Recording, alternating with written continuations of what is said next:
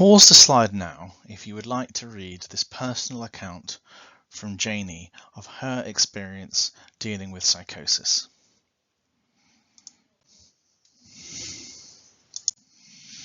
So, what is psychosis? What does it mean? Psychosis is defined as a disruption in thinking accompanied by delusions or hallucinations. Delusions are false, fixed beliefs that cannot be resolved through logical argument. Hallucinations are false perceptions that have no basis in external stimuli. Acute onset psychotic symptoms in kids is rare. The younger the child, the more likely there is a secondary medical cause and not a primary psychiatric condition. What are some examples of delusions? Some children believe that somebody wants to hurt them or their family. Others may think that they have exceptional abilities or superpowers. We can group these delusions into those that are bizarre and not plausible, for example, the idea that one's thoughts are being removed from their mind, and non-bizarre delusions, which, whilst unlikely, could be plausible, for example, the idea that they're being monitored by police. Hallucinations too are variable. They can affect any of the five senses. Auditory hallucinations are the most common reported and tend to suggest something like schizophrenia, whereas visual hallucinations tend to suggest a medical cause. That being said, in kids, visual hallucinations are more common, and hallucinations in general are more common than delusional thoughts. This is important. The difference between schizophrenia and psychosis. Psychosis is a symptom, whereas schizophrenia is one possible cause. It is a psychiatric disorder that consists of psychotic symptoms. Psychotic symptoms can occur in a variety of psychiatric illnesses and medical illnesses. To learn more about schizophrenia, watch this video by TED Talks. So let's get an idea of how common these things are. 17% of kids will report having seen something or heard something strange. This may be a one-off, and it tends to be a normal experience typically. 3% of people can experience one episode of psychosis in their lifetime. Only 1 in 100 will be diagnosed with schizophrenia in their lifetime. The peak onset of primary psychotic disorders is between the ages of 15 to 30. Under the age of 18, early onset schizophrenia is rare.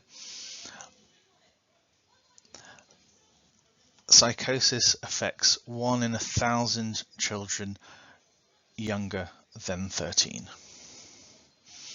Unfortunately, statistics indicate that approximately 60% of psychotic disorders are first diagnosed in a crisis setting, such as the emergency department.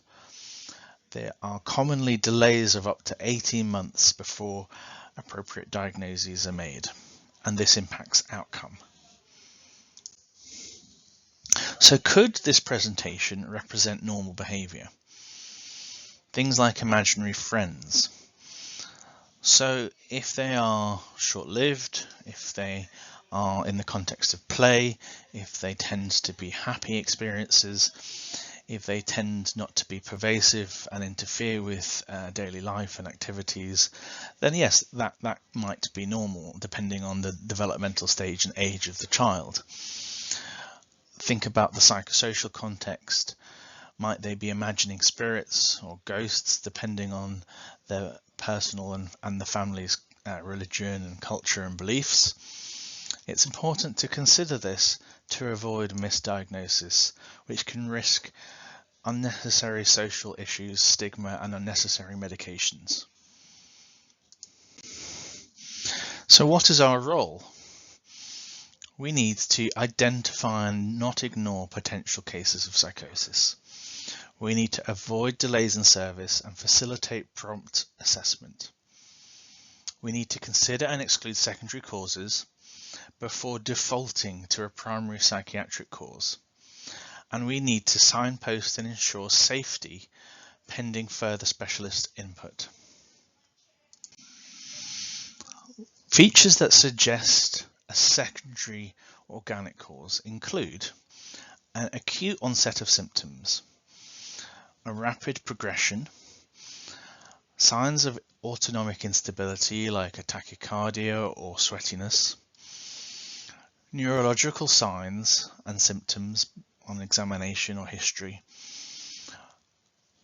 The potential list of organic causes is long, and it can include every body system.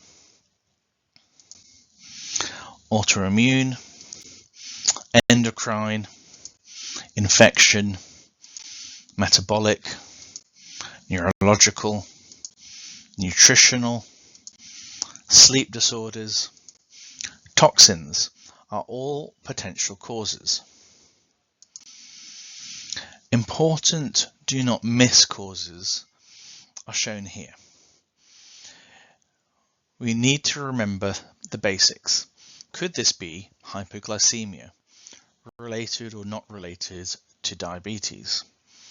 Might this be cerebral hypoxia as a result of a lung, cardiac, or hematological condition that's not being diagnosed? Might this be a neurological disease, an intracranial mass, a CNS infection, the result of head trauma, stroke? Could it be the early part of an encephalopathy or epilepsy?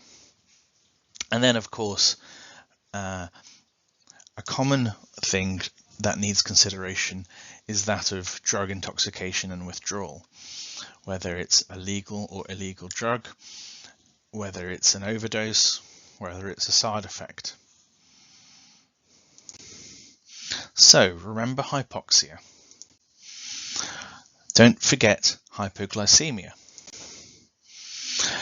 Make sure you do a good neurological examination and consider any focal or lateralizing signs suggesting an intracranial cause or anything that suggests a CNS infection like meningitis. Think about toxidromes, think about drugs. What are the bowel sounds? Is there urinary retention? Is there fever? What are the pupillary changes?